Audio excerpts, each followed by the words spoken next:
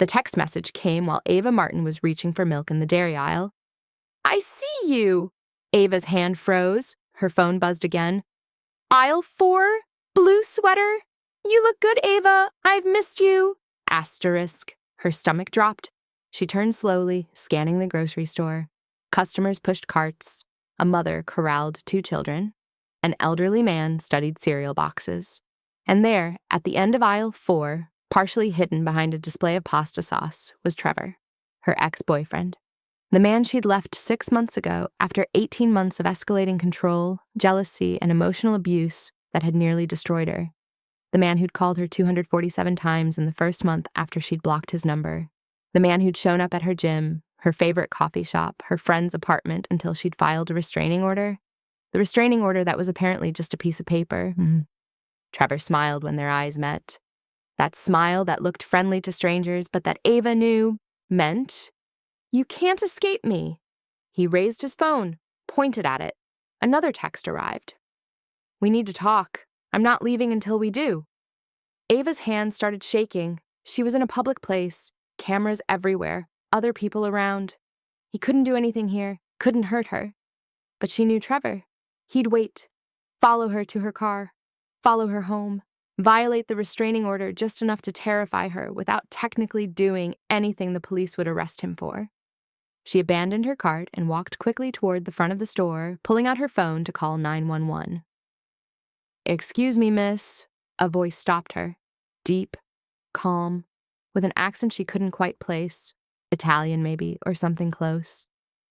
Ava turned. A man stood behind her, maybe 40, with dark hair and the kind of build that suggested he spent time in a gym. He wore jeans and a leather jacket, and his face had the look of someone who'd been in fights and won them. "That man following you, the stranger," said quietly, gesturing subtly toward Trevor, who was now walking up the aisle toward them. "Is he bothering you?" "I have a restraining order against him," Ava said, voice shaking. "He's not supposed to be within 500 feet of me." The stranger's expression didn't change, but something in his eyes went very cold. "Stay here." He turned and walked directly toward Trevor.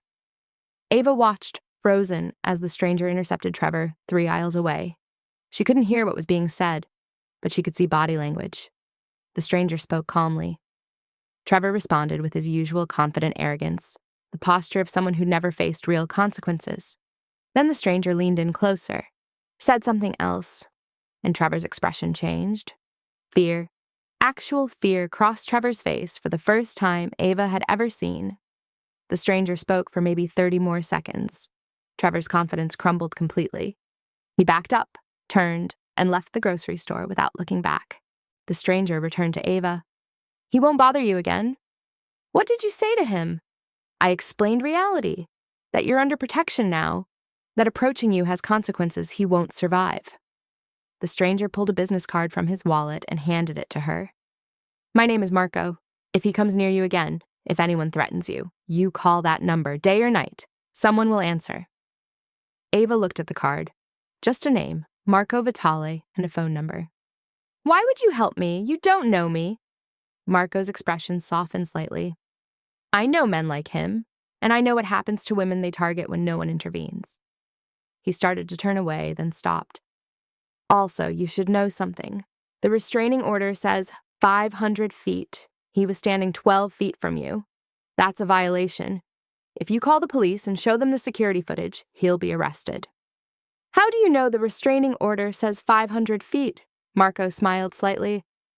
"Because I've read it, along with the 3 police reports you filed before getting the order, and the documentation of the 247 phone calls. I know everything about Trevor Mitchell, Ava, including things he thought were private." Ava's breath caught.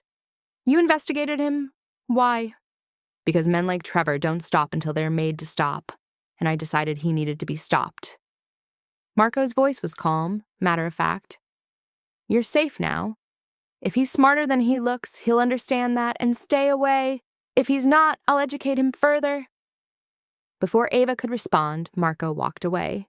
She stood in the grocery store holding his business card, her abandoned cart of milk and vegetables forgotten, wondering who Marco Vitale actually was, and why he'd appeared exactly when she needed someone. "What would you have done? Would you have called the number on the card?" Or would you have been too afraid of what kind of man offers that kind of protection? That evening, Ava Googled Marco Vitale, New York. The results made her hands go cold. Marco Vitale, 41, was described in news articles as an alleged enforcer for the Calabrese crime family, one of New York's organized crime organizations. No arrests, no convictions, but a reputation that followed him through every article, the man you called when someone needed to be convinced of something. The articles used careful language. Alleged connections, suspected involvement, sources suggest.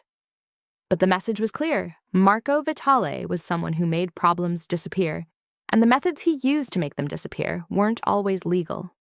Ava sat on her couch in the apartment she'd moved to after leaving Trevor, a tiny studio in Washington Heights that she could barely afford on her salary as a dental hygienist.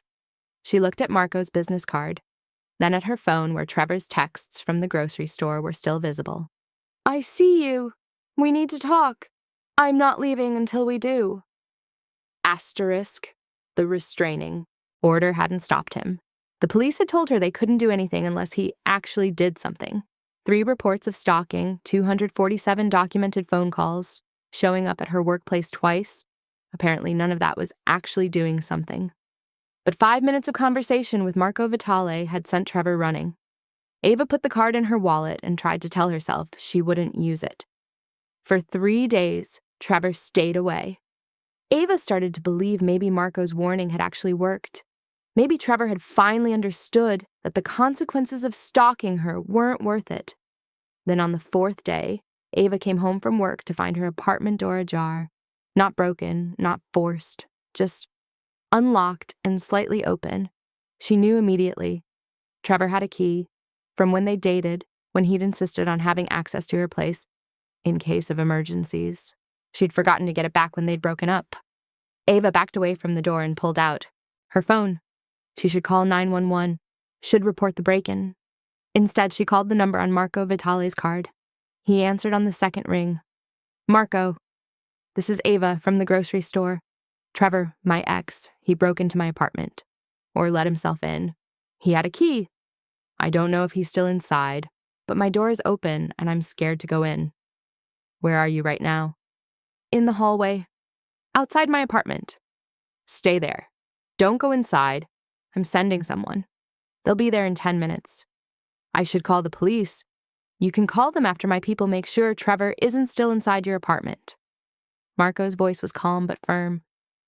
"If he is inside, the police will just arrest him and release him in 48 hours. My people will ensure he understands this was his last warning." "What does that mean?" "It means he won't come back. Stay in the hallway, Ava. Help is coming." 8 minutes later, 2 men appeared in her hallway, both in their 30s, both with the same hard-eyed look Marco had. One of them approached Ava. "I'm Tony. Marco sent us. Stay here." They checked her apartment, quickly, efficiently, like people who'd done this many times before. 3 minutes later, Tony returned. "He's not here, but someone was definitely inside. Things are moved, drawers opened, personal items disturbed." Ava's stomach turned. Trevor had been going through her things, her clothes, her personal belongings. "We're changing your locks right now," Tony said.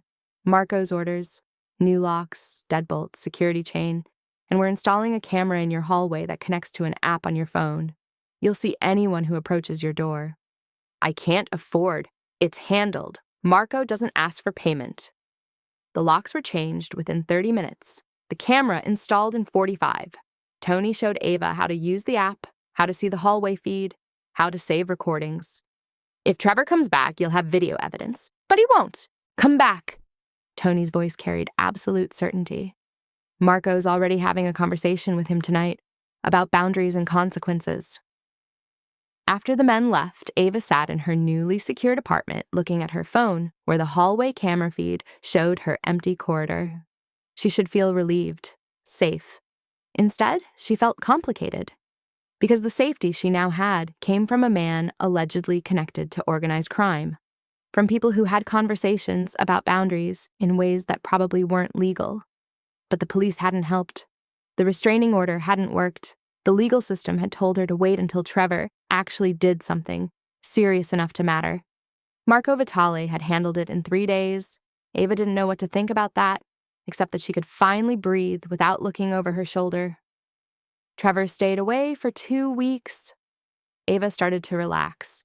She went to work without checking every face in the crowd. She grocery shopped without panic. She even went for a run in the park, something she'd stopped doing because Trevor had shown up there twice. Life felt almost normal. Then one evening, her phone rang. Unknown number. She almost didn't answer, but something made her pick up.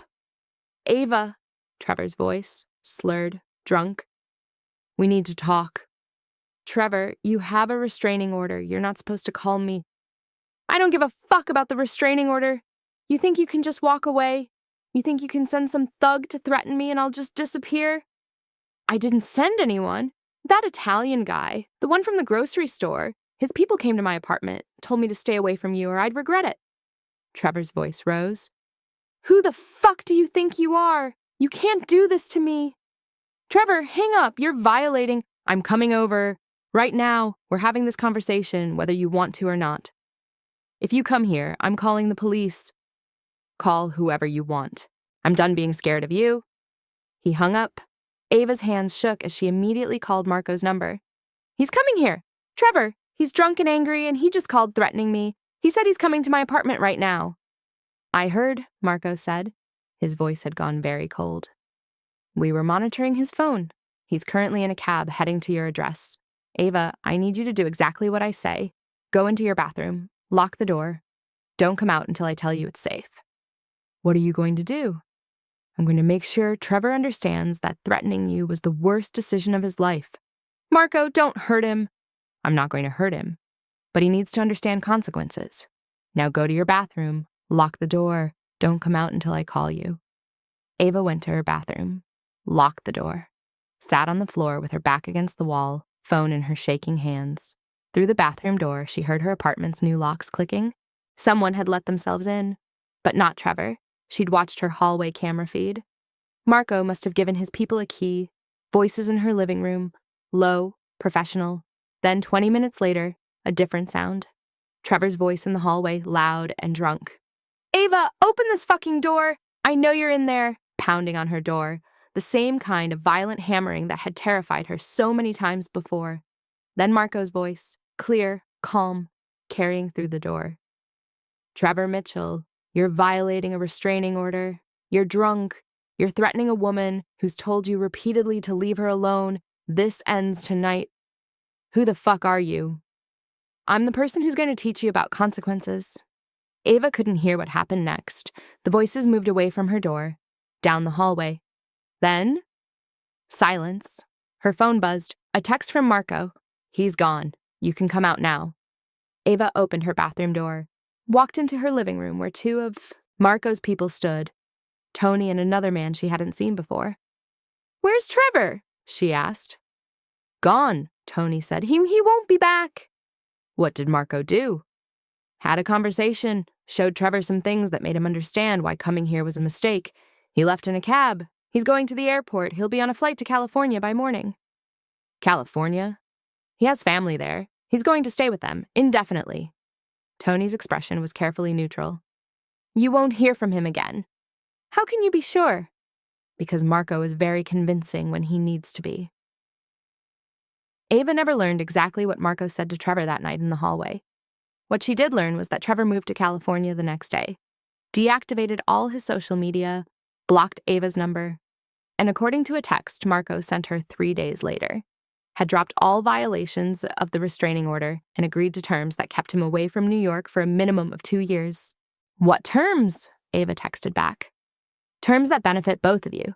He stays in California. You stay safe in New York. Everyone moves on with their lives.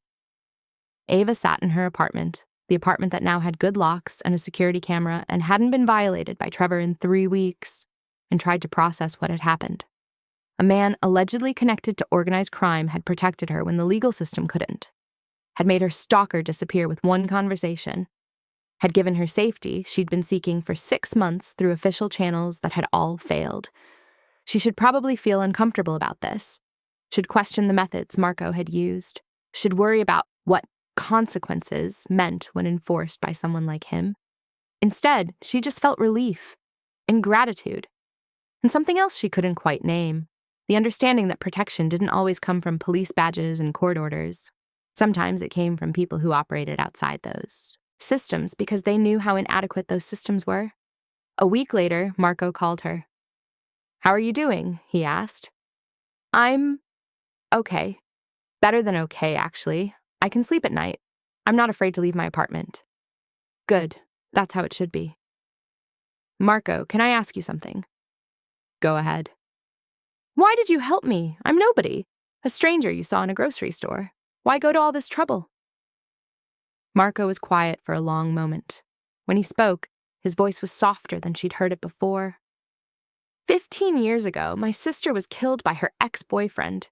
She had a restraining order. She'd called the police multiple times. She'd done everything the system told her to do. None of it saved her. I'm so sorry. I was in prison when it happened. Low-level mob stuff, serving a 3-year sentence. I got the call that she was dead and I couldn't do anything about it. Couldn't protect her. Couldn't make the guy who killed her understand consequences before it was too late. His voice stayed level, but pain ran underneath it. When I got out, I made a decision. I'd use the skills I had, the connections, the reputation, the ability to make people listen, to protect women the system fails. Women like my sister, women like you. You've done this before. Many times. I see a woman being stalked, threatened, hurt, and the police say there's nothing they can do. I step in, because there's always something that can be done. It's just not always legal. Ava absorbed this. Trevor's really gone. He's not coming back. He's really gone. He understood that coming back would cost him more than just his freedom. It would cost him everything. Marco paused. But Ava, I need you to understand something. You're safe because I made you safe, but I can't protect everyone. And the system that failed you is still failing other women. You should still report what Trevor did. Still document everything. Still fight to make the legal system work better, even though it didn't work for me. Especially because it didn't work for you. Change happens when people who survived demand better. You survived. Now make some noise about why you shouldn't have had to rely on someone like me. 6 months after Trevor moved to California, Ava started volunteering at a women's shelter. She'd never really seen herself as an activist. She was just a dental hygienist who'd had a bad relationship and gotten lucky when the right person noticed. But Marco's words had stuck with her. The system that failed you is still failing other women. At the shelter, Ava met dozens of women with stories similar to hers. Ex-boyfriends who stalked, husbands who threatened, partners who violated restraining orders because they knew those orders had no teeth. Women who were terrified and trapped because the legal system said, "Call us when he actually hurts you."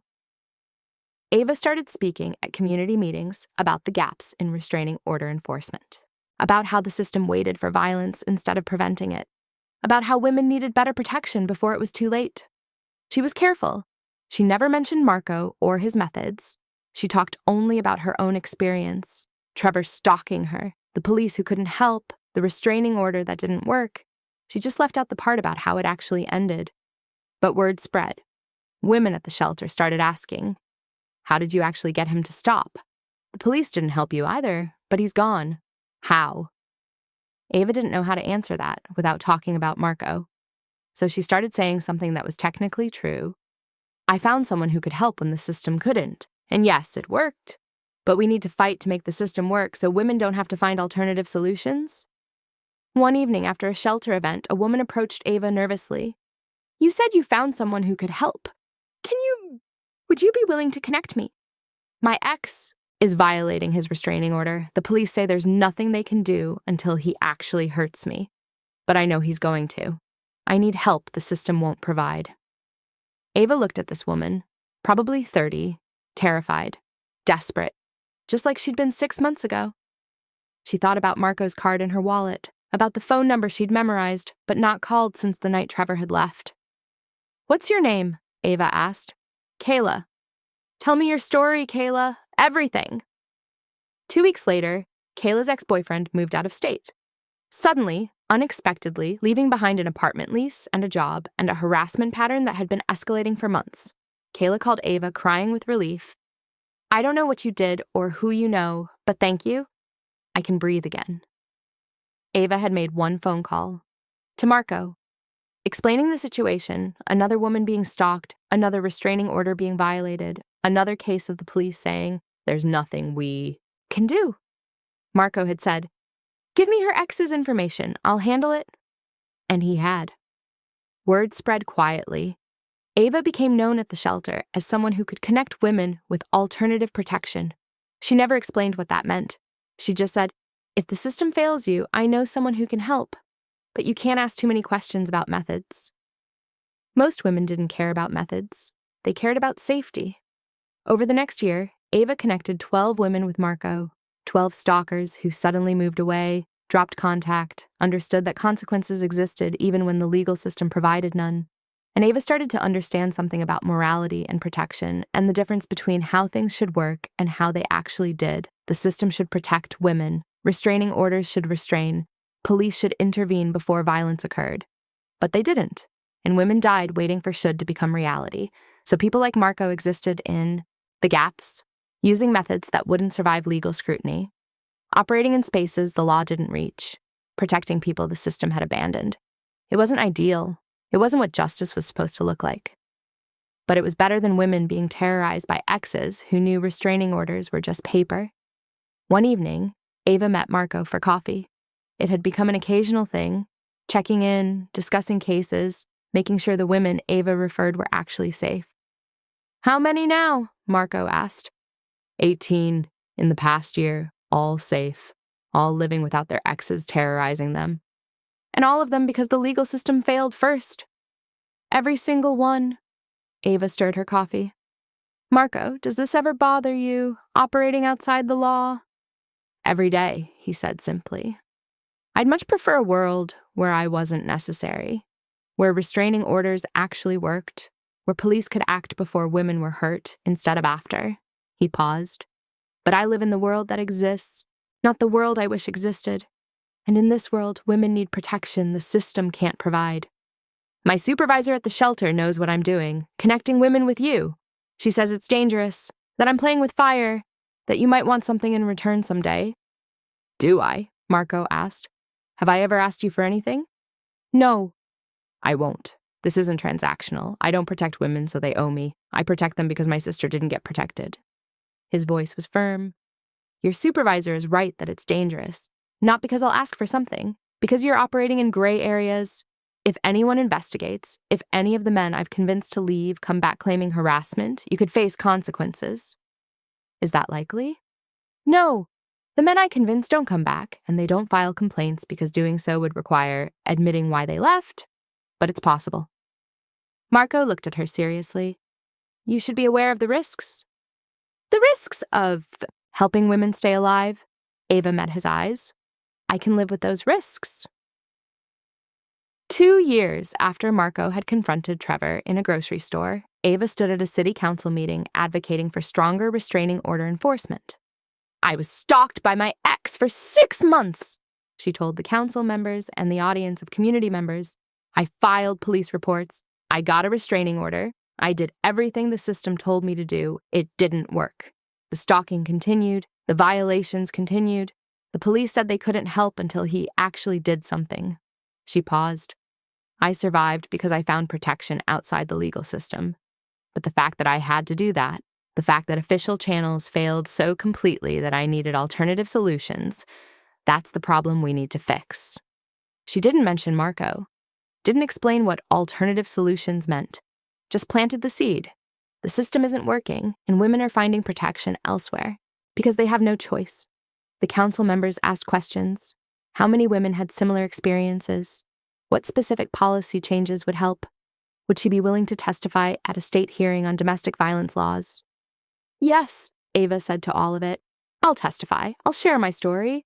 Whatever helps fix this system. After the meeting, a reporter approached her.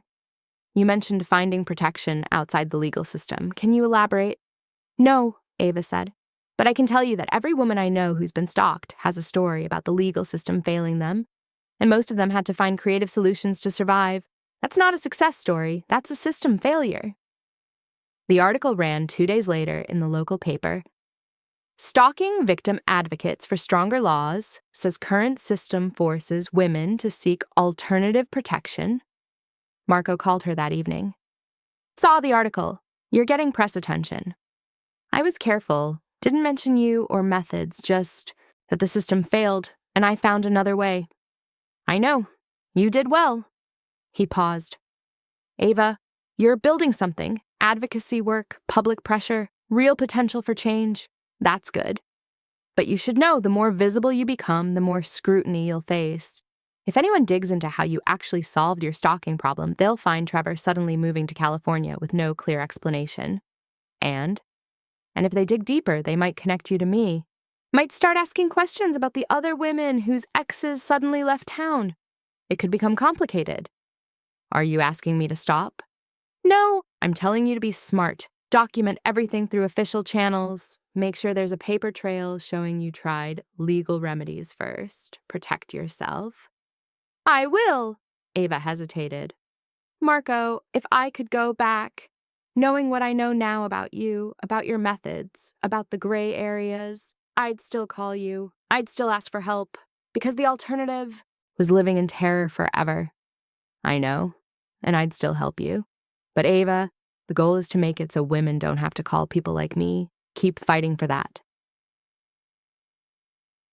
5 years after that day in the grocery store, Ava testified before the state legislature about restraining order enforcement.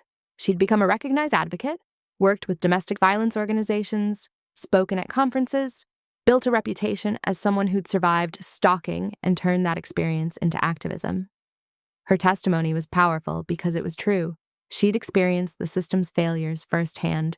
She'd documented everything.